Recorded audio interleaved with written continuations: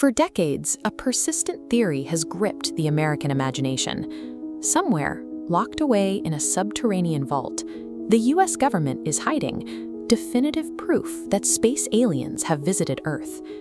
Official channels have repeatedly tried to put this idea to rest. In 2022, a dedicated NASA inquiry turned up absolutely no evidence of extraterrestrial visitation. 2 years later, the Department of Defense issued a firm statement, denying they possessed any hidden alien technology or information about off-world life. Even those with the highest security clearances have echoed this. Former Presidents Barack Obama, former President Bill Clinton, and Donald Trump all went on the record to state they didn't believe in anomalous explanations for UFOs, flatly denying any grand government cover-up. Instead of settling the matter, these statements convinced believers that the cover-up was simply larger than they imagined. This tension between official denial and public suspicion built the pressure that would eventually boil over into a massive political showdown in 2026. By early 2026, the demand to open the UFO archives had migrated from anonymous message boards straight to the floor of the US Capitol. Several members of Congress began publicly claiming that the military was stonewalling the American people.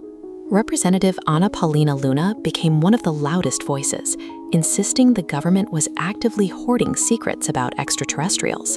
She went as far as issuing a strict deadline to Secretary of Defense Pete Hegseth, demanding he hand over specific UFO videos by a set date. The deadline came and went, and the Pentagon produced nothing.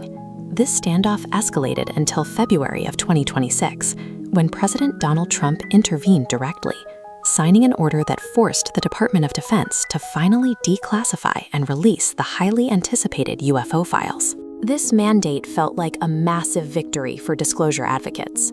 The government was finally being forced to show its hand, and the public braced themselves for the ultimate revelation about alien life. On May 8, 2026, the Department of Defense posted what they called Tranche 1 directly to their website. It contained a massive dump of 160 records and 20 videos spanning from 1948 all the way to the near present. The drop was immediately followed by a post from President Trump on Truth Social, encouraging the public to dive in and have fun and enjoy. But the excitement evaporated almost instantly upon viewing the files. The 20 videos were exactly what skeptics expected: murky, heavily degraded clips that lacked any useful context, showing little more than blurry blobs. The release even included still images from the manned Apollo missions to the moon. While conspiracy theorists had pointed to these photos for years, scientists had long ago identified the so-called anomalies as micrometeoroid impacts, floating debris, and standard film defects. With the visual evidence failing to produce a single clear image of an alien craft, the enormous weight of public expectation crashed down onto the written documents. A deep dive into the hundreds of pages of text revealed a similarly dry reality. Many of the files were heavily redacted, but the legible portions contained absolutely zero engineering specifications for recovered saucers, and certainly no alien autopsy reports. Instead, the files read like a scrapbook of public anxiety. One unredacted FBI field document from 1947 simply recorded a theory offered by a man from Connecticut who earnestly suggested that these UFOs were remote-controlled atom bombs being piloted into the US by foreign adversaries. The archive was padded out with promotional pamphlets from groups like the Fraternity of Cosmic Sons and Daughters, and even handwritten letters from children asking the government for help with their school assignments on UFOs. To make matters worse, researchers quickly realized that almost none of this material was actually new. The majority of the files had been public for decades. The government had simply uploaded higher-quality color scans of material everyone had already seen. The archive functioned more like a catalog of human anxiety than a technical dossier. For 80 years, the Department of Defense tracked the letters, theories, and private fears of the American public instead of actually monitoring the skies for off-world visitors. The scientific community's response was swift and definitive.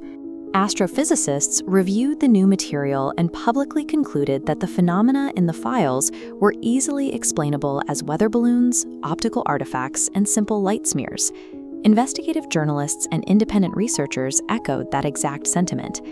After digging through the entire tranche, they broadly labeled the highly anticipated file drop as thoroughly unimpressive, with one former BBC science journalist bluntly calling it a nothing burger.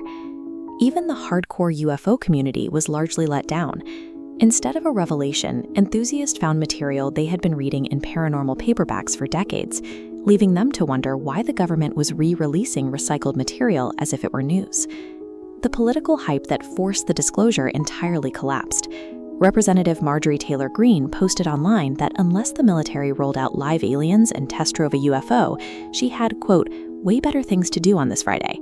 The 2026 UFO release serves as a case study in how conspiracy theories function. You can build decades of public expectation and force presidential action with intense political pressure, but the resulting disclosure is often limited by the mundane reality of the